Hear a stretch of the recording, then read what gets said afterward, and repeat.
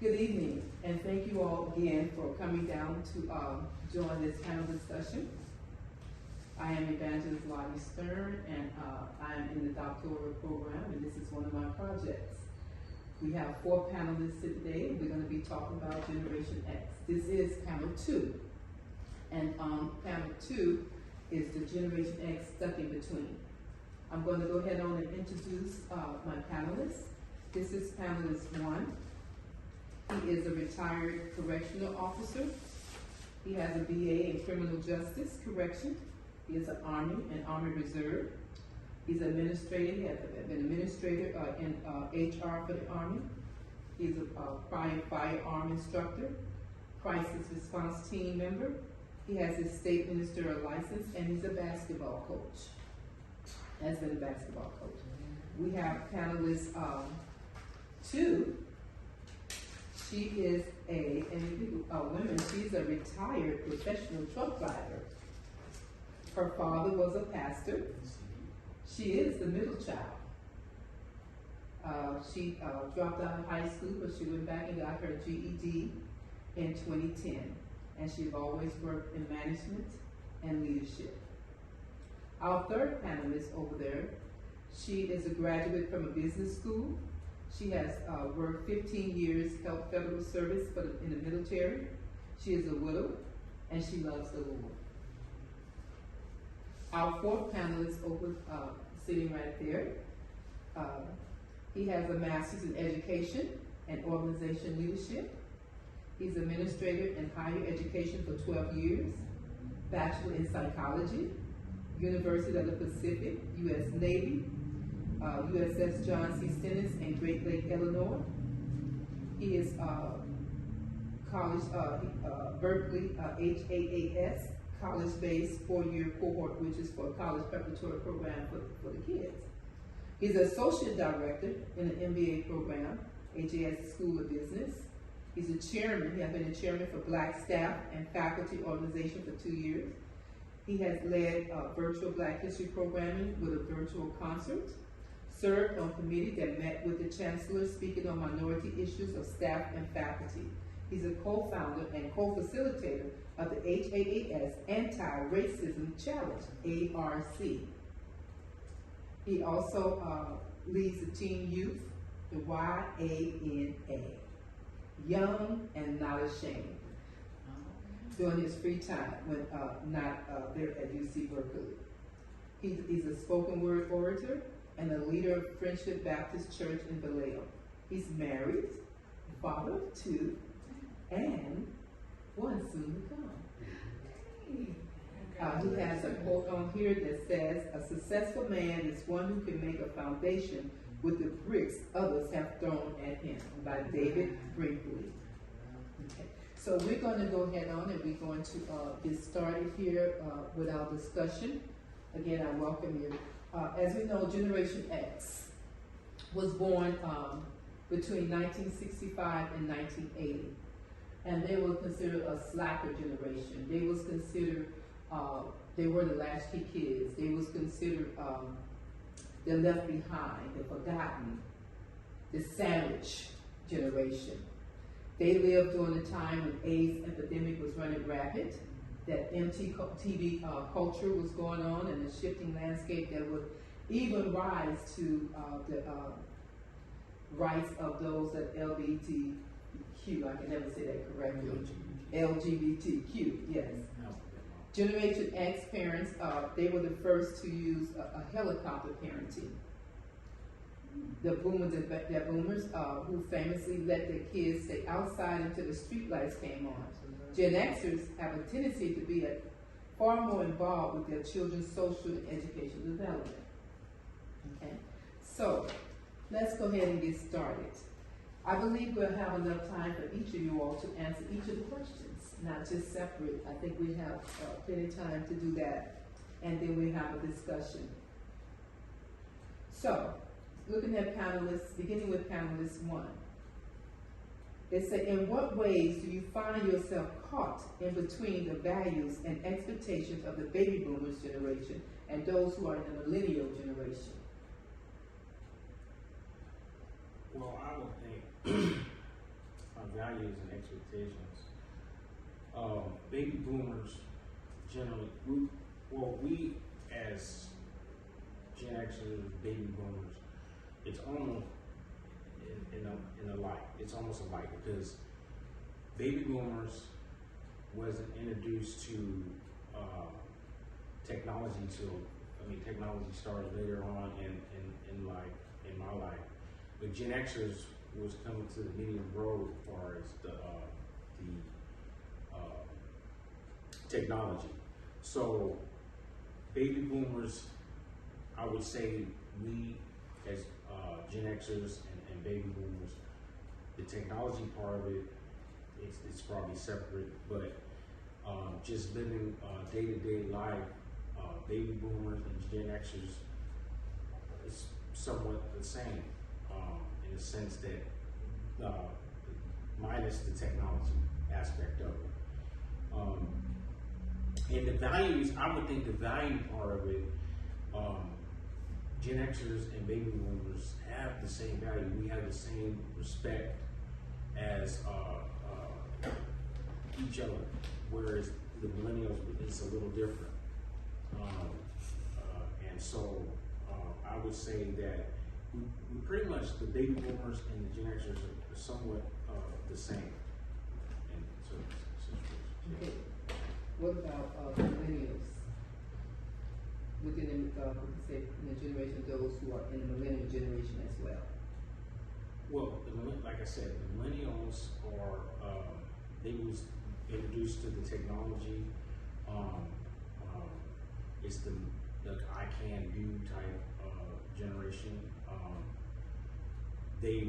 Some was raised by baby boomers and Gen Xers, depending on if the person got remarried or something. So I would say that millennials they're right there, the cusp of the technology and as far as the how would I say it, the respect factor that the baby boomers and Gen Xers had. And so I would say that the millennials and the Gen Xers and the baby boomers pretty much all kind of fit in the same. Now, when you get to the Gen Z, that's when I think it had changed. Unless a Gen Z is raised by a baby, by a Gen Xer or a millennial. Yeah. Okay, panelist 2, can you respond to that question as well?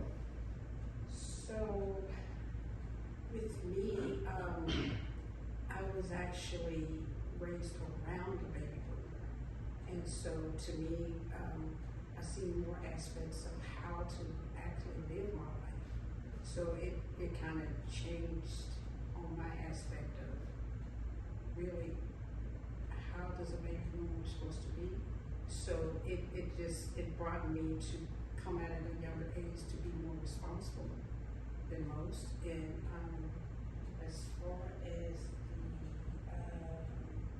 and my values had to change because I had expectations, because I was also raised by my grandparents. So my expectation and values had to be where I had to flow with whatever that was going on in my life. So I don't know, I could say that my expectations was brought in already to accept whatever that comes in my life, to be able to just flow. And I've been that way ever since. So even with the millennials, yeah, there are times where I kind of, it's too much. But then I have to realize that they have to learn and grow just as well. And if they're not taught, so how are they supposed to change if they're not taught and raised like we were or beforehand? So that's where I feel like that's where the balance needs to happen, because they have no education, they have no values, not all of them, but some, because it all depends on who starts where and what age. Thank you for that. Panelist 3, can you answer the same question? In what ways do you find yourself caught in between the values and expectations of the baby boomer generation and those who are in the millennial generation? The baby boomers, I because I was raised by a grandmother, I have those older values, even though I was a latchkey kid, they were taught to work hard and to go to church and to do what you were told to do.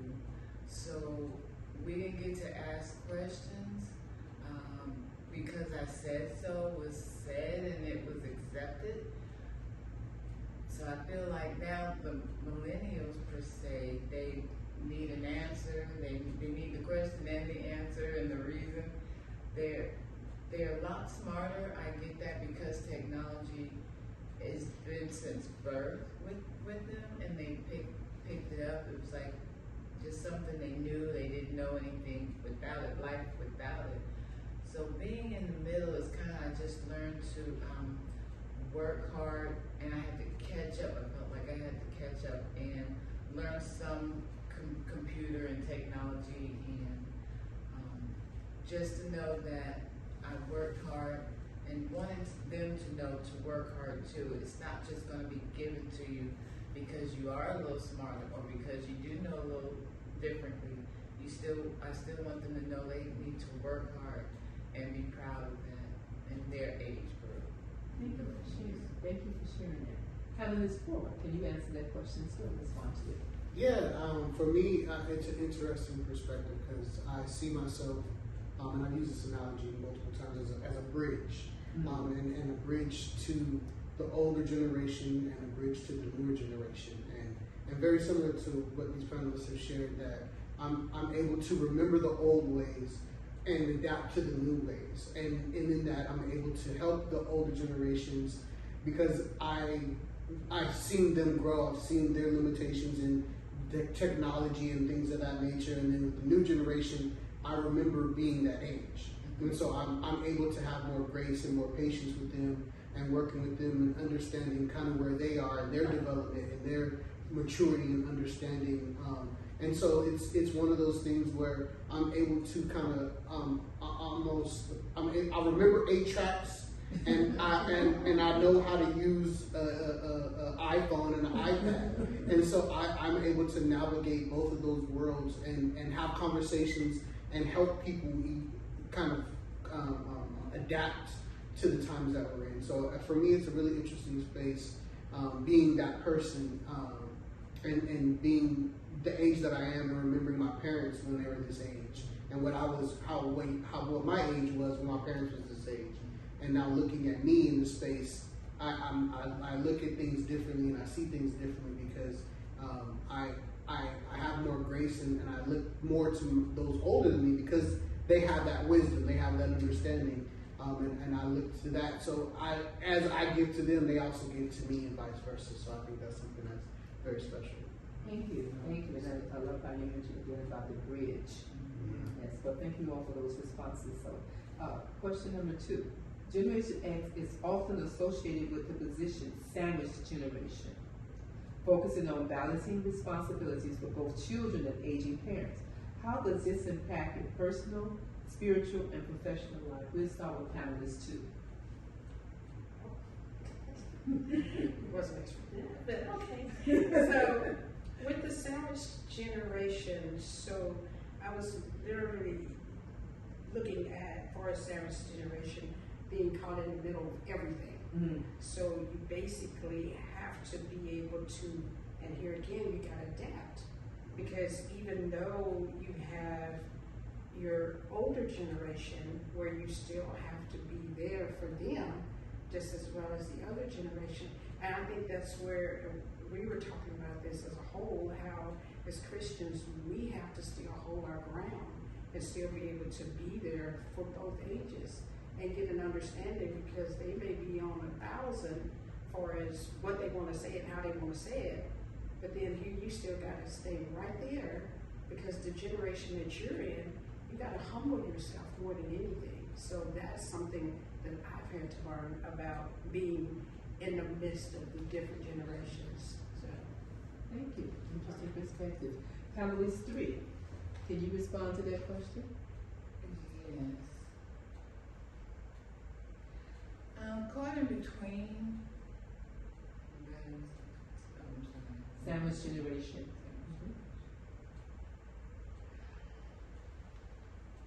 Okay. And it's a little hard for me, even though I'm at the age, but not having parents, I have to go back to my grandparents. So it's the same gap or level with them. So just trying to learn what they knew. They had 6th grade education. They worked for everything that they have. They went through some of racism and problems like that. So being where I was, that I could go to school, I got past the 6th grade, unlike my grandmother.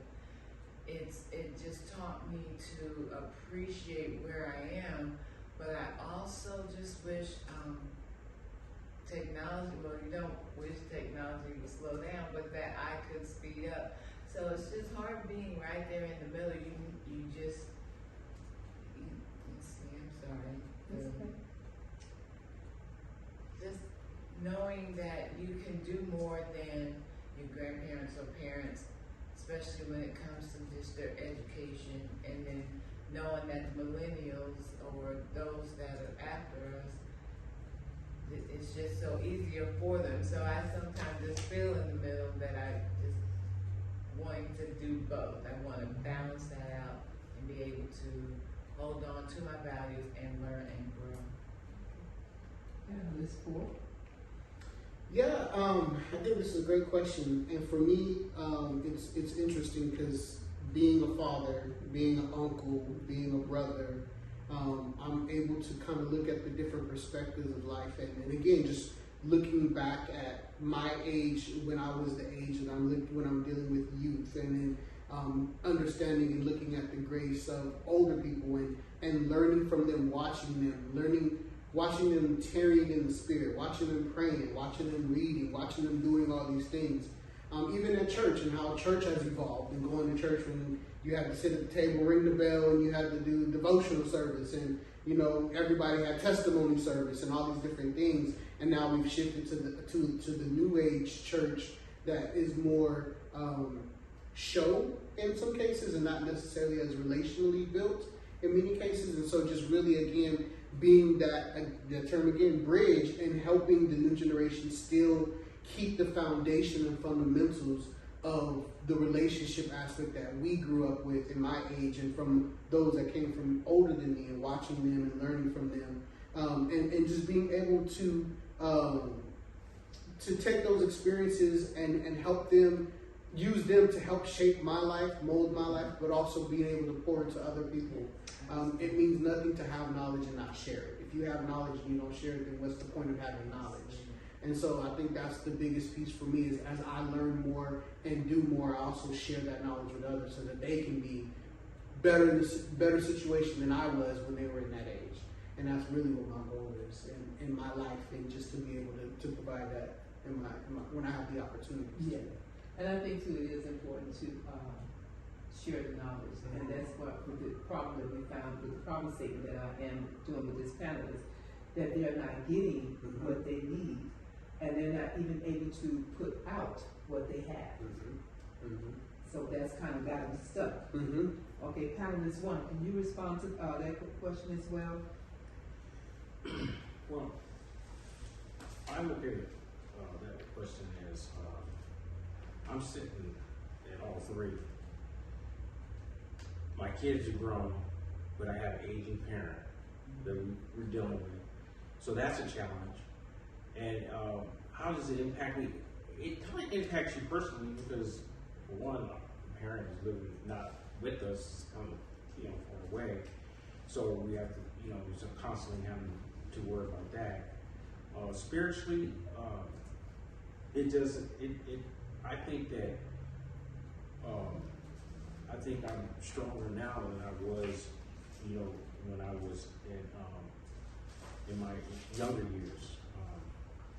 And professionally, in my professional life pretty much is over. I just work. But all in all, is that the three attributes of the whole thing is we still have to, like you said, bridge the gap and be faithful and be just into the word, so that you can help your parent if they need it, your child if they need it, and yourself. And that's one thing. Okay, thank you. So as we approach these next three questions, let's keep in mind, let's try to keep your response within a minute or so we can have a little discussion afterwards. Time goes by fast when you're having fun, right? So let's try to respond with like about a minute. So we'll start with panelist 3 with this question. What strategies have proven effective for you in managing multiple roles and responsibilities in your natural and spiritual life? What strategies? Strategies. Working hard, prayer, just being dedicated, faithful, and knowing that I don't believe anything's just handed to you. You do have to work for it, believe in yourself, and just prayer, much prayer, much prayer. Much prayer, much prayer. Okay. Panelist 4, can you respond to that as well? I would simply would say having a plan, priority, and purpose. Knowing your why is something that I always talk about when I work with my mentees. And when you have your why, that's your foundation that keeps you grounded and when you don't feel like doing things, like that keeps you motivated and reminding you of what you're doing and why you're doing what you're doing. If you have a purpose for it, then you have values that are keeping you going. And so that's what I would say. Plan, priority, and purpose. Thank you. Thank you. Panelist 1. I would say managing multiple roles and responsibility in the natural and spirit. I would think, to me, the natural and the spiritual should go together. Because if you're not living a spiritual life, which is praying, fasting, and doing all that, you're not gonna have a balanced natural life. So you gotta have a spiritual life to coincide with your natural life. Now, if you're not, if you're not living for the Lord, then yeah, you're gonna have your natural life is gonna be kind of lopsided. So they have to go hand in hand. Yeah. Thank you. Panelist 2. That was why I'm over here about to jump, because no, really, the strategy that I've really had to find is the balance. You got to balance, because if you don't balance, you will get knocked off your beast. So it's the balance. Thank you. Thank you. Now, how have the stuck in between or middle child label contributed to a positive or negative change and progress in your natural and spiritual life? Can you share an example, panelist 4? Yeah, I think going back to what I was saying earlier about being able to remember the old ways when I was younger, how things happened, and then seeing the new ways and being able to adapt and evolve and kind of in some ways blend. We're using a camcorder and we have iPads and iPhones and all these different things, but we're still going with the old school camcorder that still works. And so I think that's a good example. And just being able to just navigate and adapt as times change, having the skill set of remembering what it used to look like to have to push the rotary phone, and now you have cell phones that you can take with you everywhere. So just being able to adapt to that when we don't have power, knowing how to use things without having power. It's just that kind of technology. You don't have to have your phone with you every day. I remember you didn't have a cell phone. Okay. That's true. Okay, so we did I get panelist 1? Did you answer the question? No. You answered. Well, I guess stuck in between, but not a middle child, will contribute to positive and negative changes. I would say, like I said, the natural and the spiritual should be alike. Stuck in between, if your spirit, if your spiritual is on point and your natural is on point, you ain't gonna be stuck in between, because you're gonna be thinking like-minded as a spiritual person. see. So, to me, it goes hand in hand. Yeah. Panelist two. So being a middle child, it has really, I really had to grow from it because I had to get down from where the oldest can do what they want to do and the youngest can do whatever they want to do, but I have to be perfect. That is the problem with the middle child. But what made me weak made me strong. That's what I gained from it. Thank you, thank you. Last question. Did I? Yes, I did. Last question here. Many Gen Xers are now in midlife. How do you cope with the challenges associated with this life stage? And what lessons have you learned from your experience? Share one lesson that you believe will help your fellow Gen Xers. And let's try to keep these two about a little less than a minute. Panelist one. What I can say is, I'm midlife. How do you cope with this challenge? Well, I think coping with the challenge of being midlife, your body changes, of course. And I think what I would leave with other Gen Xers is come closer to Jesus if they can. Know the Lord for yourself, and He will direct your path. And I'll leave it at that. Okay, good. Thank you. Panelist two. So what I've done, and this has been recently, is I've actually started a devotional for life for the generation that's in this facility right now. It's been going on for about 3 months, and it's been empowering the women in order to benefit from how they can grow better in Christ. We ask questions, we give answers, we're able to help each other and edify each other, and that's where it starts at, the edification between the women. If men want to join in, we hadn't thought about that, but we're starting somewhere. You gotta hit the bucket, get it running, see how it works, and go from there. Matter of fact, it just popped up for us to go ahead and start. Thank you. Thank you. Panelist three. There are challenges. I'm just gonna be honest.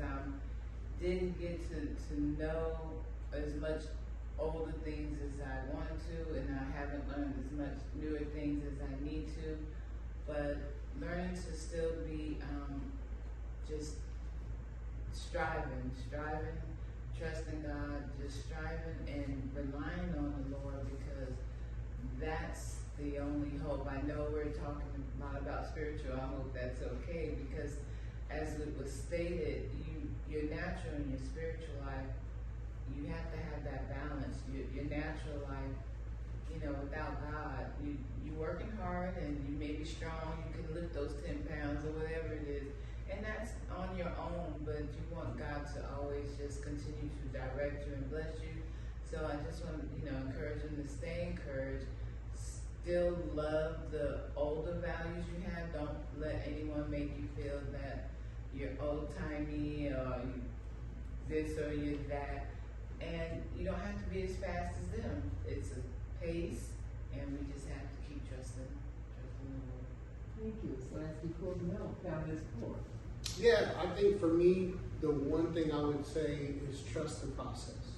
Know that God is ultimately in control. When you know and believe that, and as the panelists have said, when you focus on God and live a godly life, He said He'll never leave you nor forsake you, and He will always find a way to make things work in your favor, even when it doesn't seem like it can. Like I've said before, like you've never seen a skinny pigeon. Like God will provide. He will provide for you however. And so that's the thing that I always tell people is just trust the process. And if you are in a situation where you feel scared, just do it scared. God just wants your obedience more than your sacrifice. And so just trust the process. Trust the process. Well, I really appreciate you all for sharing everything that you have shared regarding this generation X stuck in between. I appreciate you driving down and taking time out of your busy schedules. I appreciate you being there to support as well. I appreciate you being there to support as well. So you all are part of my doctoral program now. So we have, Oh. come to the end of this, particular panel, and thank you. Thank